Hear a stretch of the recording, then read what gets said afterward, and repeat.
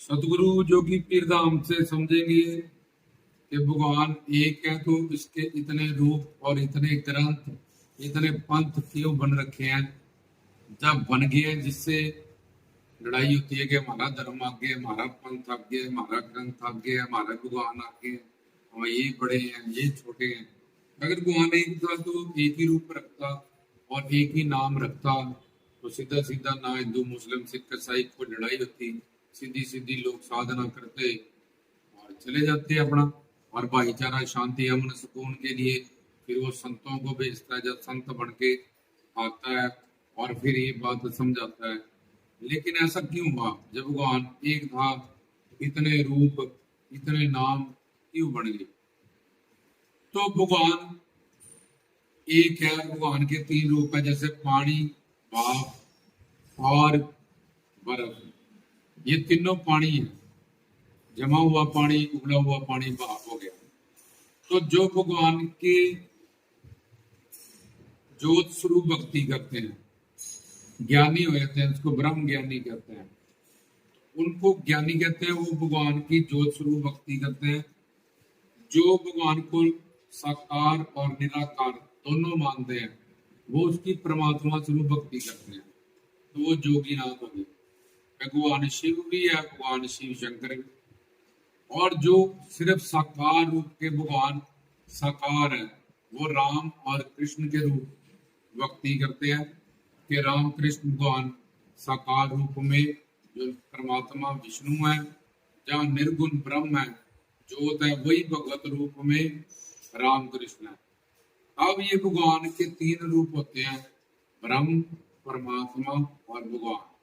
और किस रूप से किसको प्यार होगा, किसी को ज्योत स्वरूप से, किसी को परमात्मा विष्णु नारायण स्वरूप से वैकुंठपति के रूप में, किसी को भगवत राम कृष्ण के रूप में, अपने अपने संस्कारों से। क्योंकि जो कलियुगी जीव है, भगवान ने सृष्टि बनाने से पहले वेद बनाया था। वेद, उसी एक वेद के फिर 4 वेद बने, 6 शास्त्र बने, 18 पुराण बने, 27 स्मृतियां बनी, उपनिषद बने, फिर बाद में गीता रामायण या बाकी ग्रंथ पंथ बने धीरे धीरे करते हुए।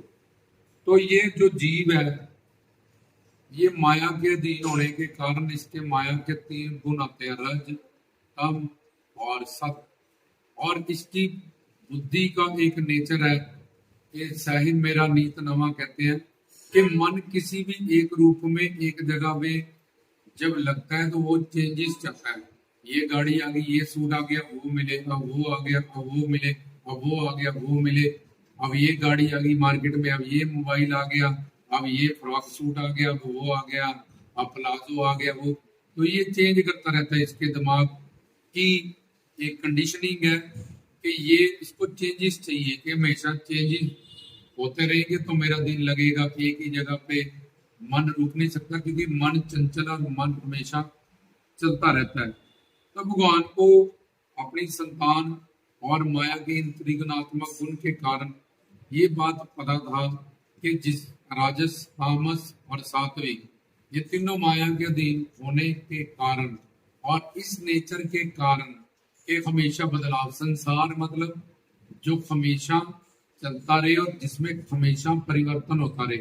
धूप आ गई, सवेर हो गया, जिसमें रात होगी, बारिश होने लगी। ऐसे ही संसार के रिश्ते परिवर्तन होते हैं। जो आज तुम्हारा बड़ा सगा है कल तुम्हारा दुश्मन हो सकता है। तुम जिस पे बड़ा विश्वास करते हो तुम मुझसे धोखा खा सकते हो। तुमने जिससे बड़ी उम्मीद रखी है वो तुम्हारा खून कर सकता है, मर्डर कर सकता है। संसार का मतलब ही होता है जहाँ हमेशा परिवर्तन हो, जहाँ कुछ भी किसी पे भी यकीन नहीं किया जा सकता, क्योंकि हमेशा अपने प्रारब्ध से, अपने संस्कार से ये सृष्टि हमेशा हर पल हर सेकंड चेंज होती रहती है। वनस्पति हो रही है, पतझड़ हो रही है, फल हो रहे हैं, फूल हो रहे हैं, हमेशा चेंजेस हो रहे हैं। ऐसे ही संसार में, संसारियों के जीवन में जो भी उनके रिश्ते नाते ये सब है, उसमें भी हर पल, हर वक्त, हर दिन, हर साल, हर महीने में चेंजेस होते हैं और होते ही रहेंगे। उनको ज्ञान नहीं है कि संसार किसको कहते हैं, कि शब्द का मतलब क्या है, कि हमेशा जो परिवर्तनशील है, किसी में भी परिवर्तन कभी भी हो जाएगा। तुम्हारा सबसे अच्छा दोस्त तुम्हें धोखा दे सकता है, तुम्हारी बीवी तुम्हारा कत्ल करवा सकती है, तुम्हारा पति तुम्हारे साथ कुछ भी कर सकता है, तुम्हारे बेटे बागी हो सकते हैं प्रॉपर्टी के लिए, माँ बाप को दोनों को मार सकते हैं। इतने केस क्यों? क्योंकि ये संसार या कोई भी कभी भी परिवर्तित होता है, इसी का नाम संसार है, जहाँ हमेशा परिवर्तनशील हो और वो चलता रहे। तो ये संसार की परिभाषा तुम्हें इसमें इन संक्षेप में हमें समझाई है। तो संसारी लोग जो ये ज्ञान नहीं रखते, वो ऐसे चक्रों में फंस जाते हैं और उम्मीदें रख लेते हैं, छुट्टी बाद में अपनी उम्मीदें उनकी टूटते हैं। तो भगवान एक था और उसके रजतम सत गुण और इस नेचर के कारण सही मेरा नीत नमा। तो भगवान ही है जो हर वक्त बदलता है, उसकी सृष्टि उसका संसार बदलता है। तो भगवान ने कहा कि कल मैं कृष्ण का रूप रखूंगा तो सारे उस रूप से ही अट्रैक्ट होंगे, इसलिए मैं नारायण का रूप भी रखता हूँ, मैं शिव जी का रूप भी रखता हूँ, माता रानी का रूप भी रखता हूँ, संतों का रूप भी रखता हूँ, निर्गुण रूप भी रखता हूँ, निराकार रूप भी रखता हूँ। कि अपने अपने संस्कारों से किसी को कोई पसंद आता है भगवान का रूप, किसी को कोई पसंद आता है, किसी को कोई नाम आता है। बोले जी बाबा नानक है, ये तो सिख धर्म में आए, ये तो कहेंगे ही वाहिगुरु बड़ा है। यार ये इस धर्म के संत है, ये तो कहेंगे ही अपने धर्म, हमें क्या पता ये बड़ा कि नहीं, हम कौन सा जानते हैं समझते हैं। तो क्वेश्चन हो जाता है संतों पे भी। तभी एक संत पूरी दुनिया का कल्याण नहीं कर पाते, नौखंड पृथ्वी भी घूमते हैं तब भी बहुत कुछ कम लोगों का कल्याण होता है, क्योंकि उनको आसने वाले यार अपने ग्रंथ ग्रंथ को ये बड़ा कहेंगे, इस मिशन के ये संत हैं, ये बौद्धि के धर्म के, ये जैनी धर्म के, ये सिख धर्म के, ये सनातन धर्म के। तो अपने अपने ये ग्रंथ पंथ को जिनकी जहाँ जहाँ ड्यूटी लगी है उसको ही ये बड़ा कहेंगे। तो भगवान ने वेद बनाया था, उसमें 1,00,000 श्लोक लिखे, जिसमें भगवान निराकार है, भगवान साकार है, ये लिखा भगवान साकार भी है और भगवान निराकार भी है। कुछ श्लोकों में लिखा कि भगवान निराकार ही है, कुछ श्लोकों में लिखा कि भगवान साकार है, कुछ श्लोकों में लिखा भगवान साकार ही है और भगवान निराकार भी है। अब पढ़ने वालों ने जब पढ़ा तो भगवान तो देखो लिखा हुआ है भगवान निराकार है, वो निराकार पे चलेगी, लिखा हुआ है भगवान साकार है, वो साकार पे चलेगी, लिखा है भगवान निराकार भी है, भगवान साकार भी है। वाणी कहती है गुरुमुख नादम गुरुमुख वेदन, जिसके अंदर नाद नहीं प्रकट हुआ सिमरन, और जिसको वेद का ज्ञान नहीं है वो गुरुमुख नहीं हो सकता कभी, वो मनमुख ही रहेगा। तो ऐसे ही वेद में लिखा है कि जो वेद को नहीं जानता वो कभी भगवान को नहीं जान सकता, और वेद में दूसरी बात लिखी है कि वेद को भगवान के अलावा कोई नहीं जान सकता। अब उसी भगवान का दूसरा रूप है श्रोत्रिय ब्रह्मनिष्ठ सिद्ध गुरु पूर्ण अवतारी संत महात्मा का, इसलिए वो जानते हैं वेदों में क्या लिखा है, शास्त्रों में क्या लिखा है। तो इसलिए वो शांति भाईचारा अमन सुकून की बात करते हैं।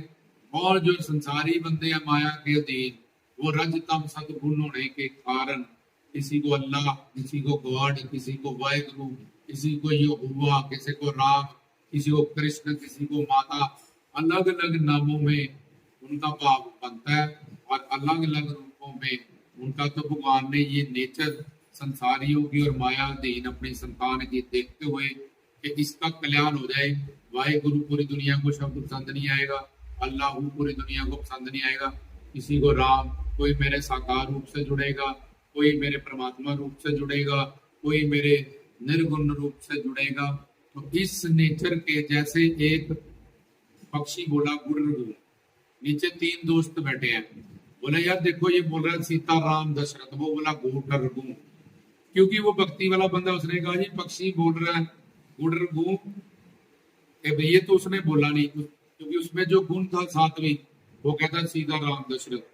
दूसरा कहता तुझे बड़ा पता है, वो तो मेरा दंड बैठक कसरत, क्योंकि इसमें तामिस गुण है, वो जिम वगैरह जाता है, एक्सरसाइज करता है, उसने अपने हिसाब से मोल्ड कर लिया गुर्रगु की भाषा को।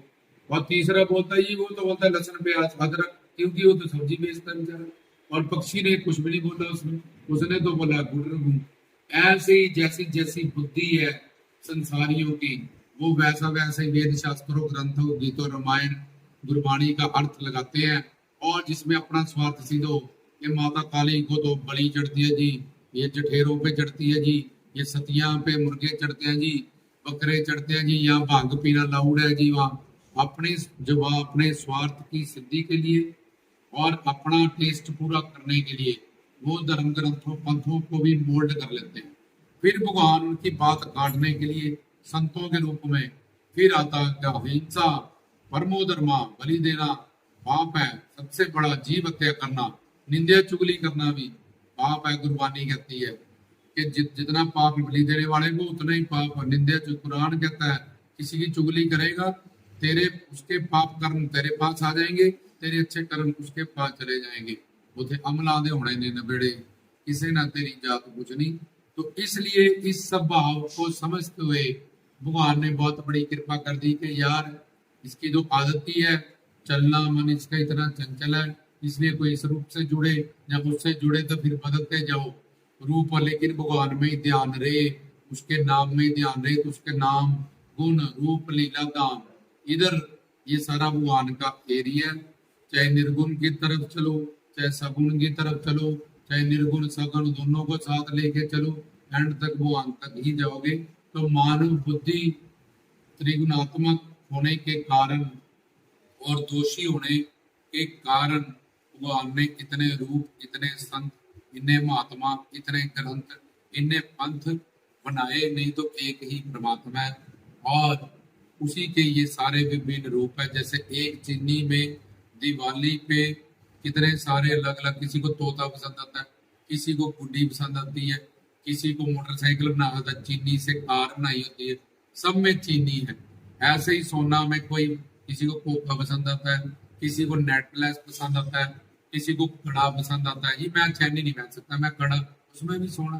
तो ऐसे ही जो तुम्हारी बीवी हो, किसी की बुआ है, किसी की मासी है, किसी की बेटी है, तुम जिसको अल्लाह कहते हो कोई वाहिगुरु कह देता है, कोई राम कह देता है, कोई कृष्ण कह देता है, कोई माँ कह देता है। तो जब बंदे को ज्ञान मिलता है, सही गुरु मिलता है, सही ज्ञान में, तो जात पात वर्ण धर्म से वो उच्च उड़ जाता है। उसको समझ आया था कि दो ही धर्म है, शरीर के लिए संसार और आत्मा के लिए परमात्मा, हरि गुरु बस। और कोई ग्रंथ पंथ धर्म सब इन्हीं सब बातों को हमें समझाने के लिए, इसलिए भगवान के सब रूपों से प्यार करे, सत्कार करे, अपने पूर्ण गुरु का दामन पकड़े और उनकी गुरु प्रणाली के हिसाब से ही साधना करें। नहीं तो वो कोई तुम मानते हो कृष्ण जी को बोला यार शिव जी ज्यादा बड़ा है, इसकी ज्यादा ताकत है, उधर को चलो, नहीं जी चर्च वाले ज्यादा बड़ा है जी, उधर को चलो, नहीं जी वाहिगुरु ज्यादा बड़ा है। तो सारी जिंदगी बंदर की तरह कभी इधर कभी उधर कभी उधर कभी उधर भटकते रहोगे, नाम अपराध लगेगा कि ये छोटा है, ये बड़ा, वो छोटा है, ये बड़ा है। ये तो तुम ग्रंथों को नहीं जानते, उनके संतों को नहीं जानते, पंथों को नहीं जानते, तो तुम ये फैसला नहीं कर सकते हो, सिर्फ अपने मानव जीवन को गवा सकते हो। भगवान एक है, बाबदुल्ला शरीक लाओ, मतलब एक ओंकार सतगुरु प्रसाद, यही गुरबाणी कहती है। Love is God, God is one, यही बाइबल कहती है, सबका मालिक एक है। यही सनातन कहते हैं कि हम एक ईश्वर की संतान है।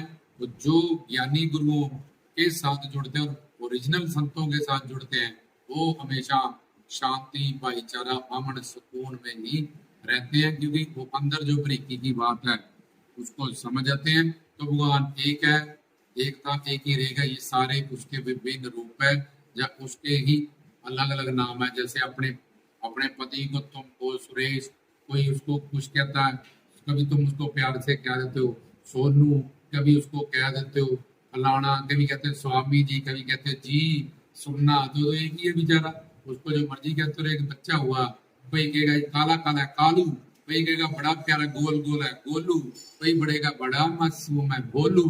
तो बेचारा एक है, अपने अपने तुमने भाव से उसका नाम रख लिया। तो भगवान एक है और इतने रूप ग्रंथ पंथ क्यों बने, ये बताया गया रामदास की तरफ से। जय